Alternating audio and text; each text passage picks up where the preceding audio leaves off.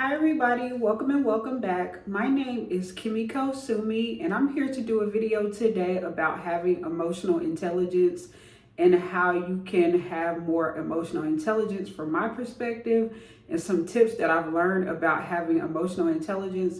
So if you want to watch this video, please keep watching. Okay, so I've written down some tips to share about having emotional intelligence.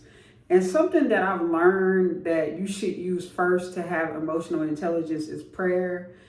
And, I'm a Buddhist, like I've said in so many of my videos. I'm a practitioner of Nichiren Buddhism, like Tina Turner used to be when she was alive, Tina Turner.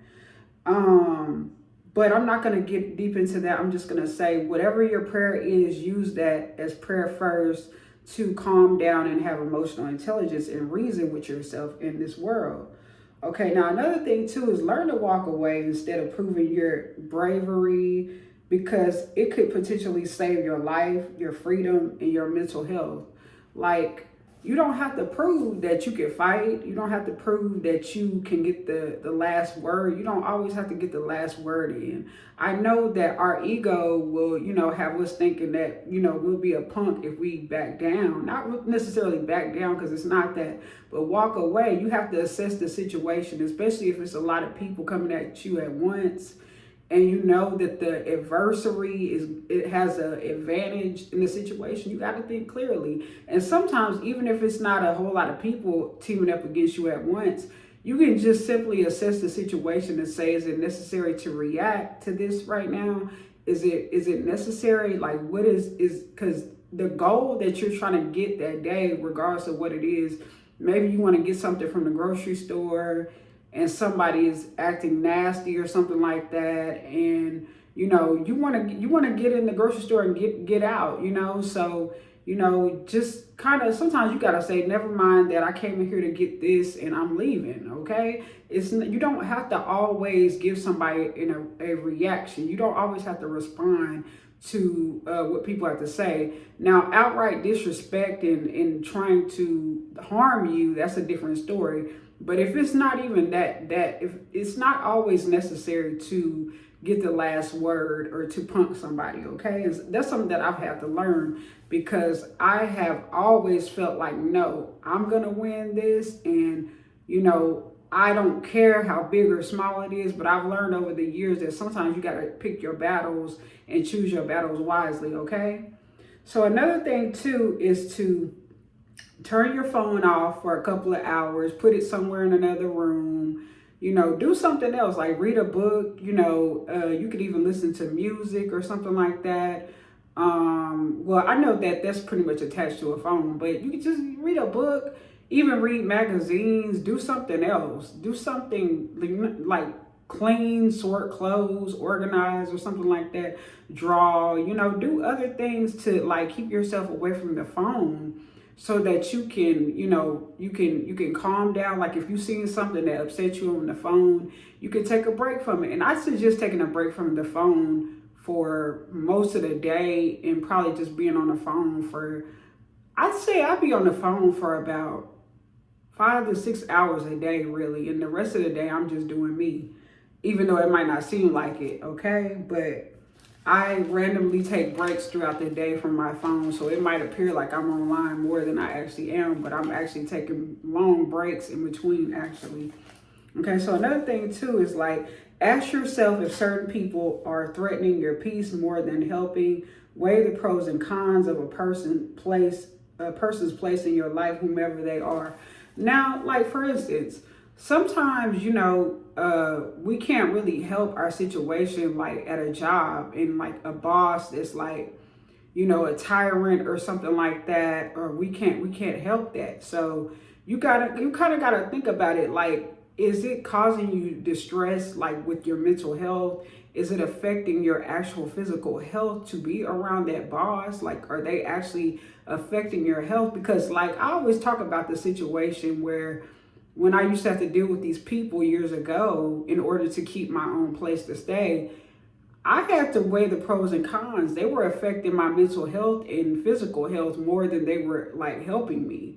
So I had to learn that no, I can't like shuck and jive with these people no more. I can't beat around the bush. I cannot betray Kimiko anymore, and I got to speak how Kimiko and act the way that Kimiko wants. And I can't let nobody walk all over me, especially when they're actually not doing shit for me. Okay, excuse me for my language, y'all. But anyway, so the next thing is to be assertive and speak up. Don't be passive. And I've said this in other videos. Absolutely do not, never be passive. Okay? When somebody is talking to you, talking down to you, or period. Do not be passive. Do not be passive aggressive. Do not be aggressive unless necessary. But definitely be assertive. Learn to be assertive. Learn to have a middle ground with people. Okay? Don't let nobody intimidate you. Now, if they get passive aggressive with you, get passive aggressive with them back. Be nice, nasty to them too, okay? Let them sit up and think about, whether or not you were throwing shade back at them, okay? How about that? But definitely be assertive. More than anything, be assertive. Get your point across in a respectful way and learn how to talk to these people because, it can be difficult. It can be challenging. But to me, personally, don't ever be passive. Never do that. Never do that, okay? So to me, this is another thing. When you get home from a stressful day, to wind down, or even at home, if something happened or whatever happened, like maybe you seen something that upsets you and you have a bathtub, go in that bathtub and take a bubble bath, a warm bubble bath. I used to take warm bubble baths all the time. Like that's something that has always calmed me down, like warm, hot bubble baths and singing in the bathtub. And I used to listen to my music in the bathtub and I would sit there for hours and whatnot and just have a good time. You could even have like a glass of wine. I know they have those little things and little trays by the bathtub. And you can set up your little snack there and you can, like play on your phone. Make sure that you got a waterproof phone case or something like that. Okay, so now another thing too, you can listen to upbeat music. Like I said kind of before, you can listen to music that, is high vibrational, nothing sad. Don't listen to sad songs. Listen to things that uplift you with a message behind it. An artist that is very uplifting to me is India.Arie. She's a very upbeat, uplifting artist, and she always has music that will make you want to be inspired to do better or to just be a better person and to love yourself too. Okay, so another thing that another advice I would give for emotional intelligence is to appreciate the things going right in your life. Like we get so caught up in, oh, I don't have that, I don't have this, such and such has this, such and such has that. But we don't realize that we got so much going for us anyway. And there's a quote that Beyonce said in Dreamgirls that I always think of when she's saying,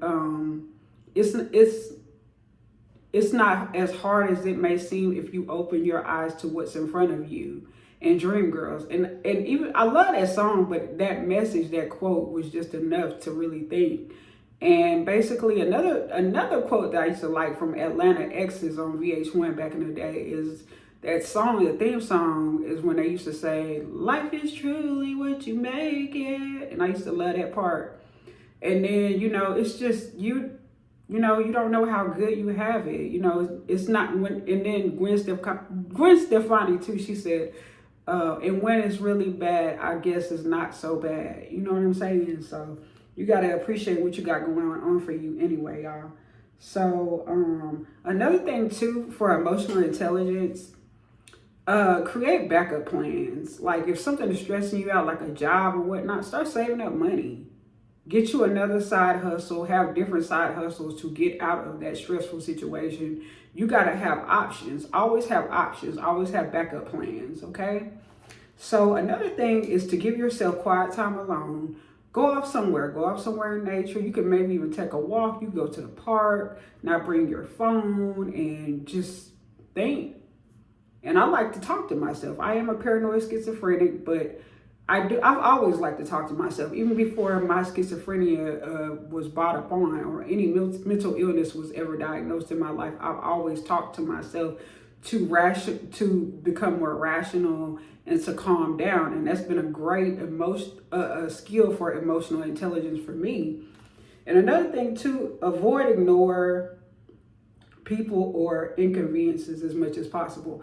prepare yourself, organize as much as possible. I have to really organize because I have disorganized thinking naturally, because I have several mental illnesses. So I have to really prepare myself before I leave the house and prepare myself throughout the day. Even before I leave the house, I'm preparing myself while I'm in the house to be more comfortable, to have a more easier, day, because we don't, things just come up in the day. But if you could prepare as much as possible for your day inside the house or outside, that would be great. That would ease your stress load, okay? And that will help you with emotional intelligence.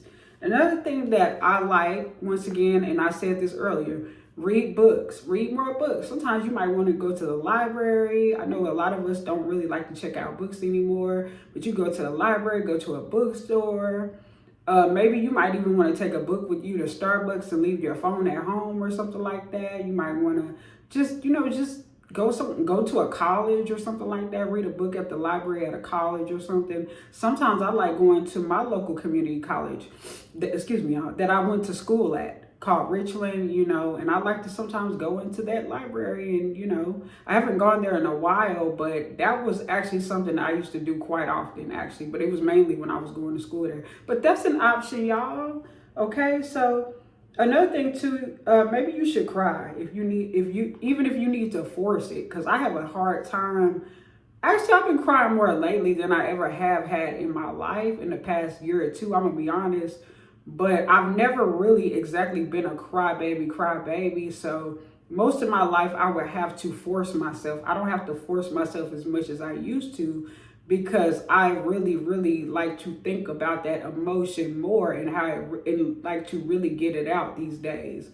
Because one thing, don't be ashamed of crying. You know why? Because I used to have a counselor back in the day, and I remember I used to cry to her all the time, and I loved her so much.